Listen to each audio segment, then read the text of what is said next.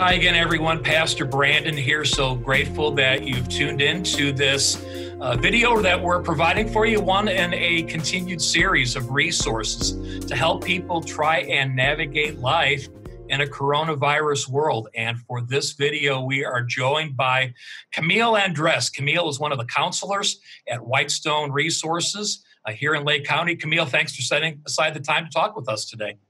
Absolutely, Brandon. Thanks for having me with you today.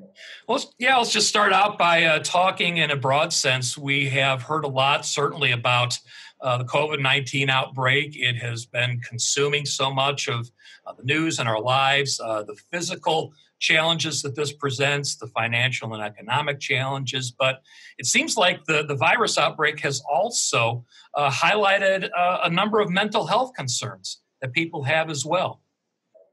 Yeah, times of crisis and stress often highlight areas of pain in our lives, areas where we're struggling that we've maybe tried to push down for a long time. And for some people, this might show up as low-level distress, and for some, it might appear as a mental health concern. And in these times, it's just really important to be able to reach out to people that are safe people for support, whether that's friends, family, your church community, or a mental health counselor.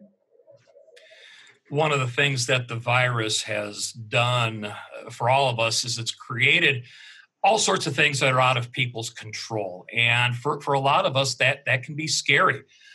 What do we do when we find ourselves in a situation where having to deal with something that seems so big and so hard to control? I think the desire to control is very common. So I would challenge you not to judge yourself too harshly if you find yourself in the camp where you're trying to control things. But the thing with it is that it's actually an illusion. The more we try to control, the more out of control we truly become. It's like trying to hold sand in your hand. If you hold your hand flat and open, allowing the sand to sit there, it will typically stay. Maybe some might blow away, but for the most part, the sand remains in your hand.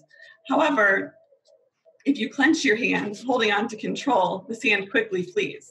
And that's a great descriptor of control and what happens when we try to control in our lives. Thinking about control in this situation, I think it's important to think about what we can control and what we can't.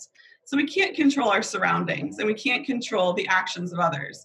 We can't control if our neighbor or our family member chooses to social distance.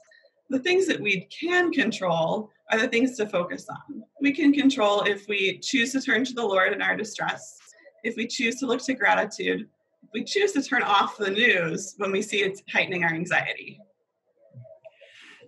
As you're talking about the role that faith can play in our lives, hard situation, but this is also a time where people can experience God at work in them in some really important ways. What can people do that's specific, positions them to grow in their faith or to grow personally so that they come out of this situation better, maybe even than they were when they entered into it? In this season, we're all being forced to slow down. And some of us are loving this. Some of us are seeing that our lives are already a little overscheduled. And some of us are really resisting this slowdown. For all of us, though, it gives us an opportunity to reset. It gives us time to reevaluate what in our lives is truly most important. For most of us, I think that we've had nudgings along the way of the areas that have been neglected. If it's an area of increased time with the Word, if it's time with family, if it's self-care, we kind of know in the back of our minds what's been neglected. And this is a great time to set a new pattern, to try on new behaviors. Some of them might fit and some of them might not, but it's a great opportunity to practice that with the extra time and to see what we want to take forward. It's also a great time to set some things aside. Say, maybe I don't need to have every hour of my weekend scheduled, and intentionally set aside free time coming out of this, setting new patterns and routines for the future. Maybe just a follow-up question to ask in regards to that. When it comes specifically to things like joy and contentment, things that can seem so elusive while there's a global pandemic going on around us, what can people do that can help them to find joy and contentment in the middle of hard times, whether it's directly related to COVID-19 or whether it has to do with something else that might happen a year or two down the road. Mhm. And joy is such a powerful thing in our lives and has the ability to give us such incredible peace. And I think the amazing thing about joy is that it's a free gift from God. It is not bound to our circumstances. And I think frequently we get joy and we get happiness confused. And in the COVID-19 era of being stuck in all of our homes with the Groundhog Day, the same every day, happiness can be a little tricky. So I think that the important thing here is to really focus on what are the gifts that God has given us in this season where we're able to slow down? What can we be grateful for? And in that, I believe that we'll see more of that joy. We'll see more of that contentment. It doesn't mean we have to be pleased that we're in our homes, that we can't leave, that we can't see our friends, that we can't do all of the things that we've planned. But I believe that you can still find joy in the midst of it.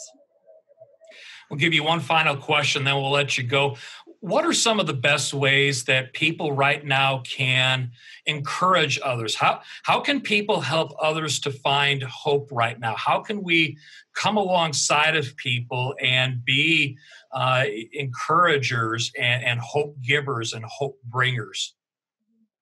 I think it's important to remember that we all have a sphere of influence in our lives, and in this season, we've been pulled back from that sphere of influence in some ways, in the sense that maybe you have coworkers that you would interact with on a daily basis, and they were seeing Christ through you. Whether you spoke of his name or not, they could see his love through you, and they're not seeing that right now. And so I think that it's important to still engage in that sphere of influence and engage with those people, engage with your neighbors, engage with people that might be at risk. In a way that is socially distanced and safe, but in a way that shows Christ's love.